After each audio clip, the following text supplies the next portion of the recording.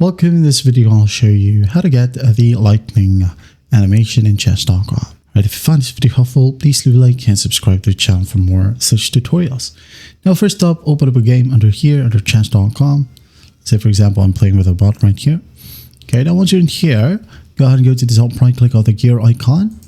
Okay, and then once done, go ahead and scroll all the way down right here, and you'll find piece animations. Okay, click on drop down and just make sure that you select arcade. All right, now you can change the board right here as well. For example, wood, and then the pieces with the glass, depends on you. Also make sure that highlight moves is enabled, play sound is enabled, sound theme depends on you.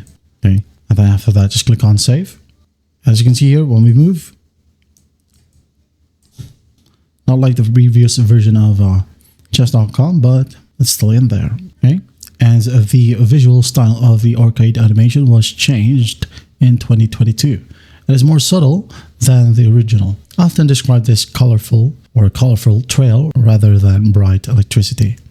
Okay, I hope this video helps. I'll see you in the next one.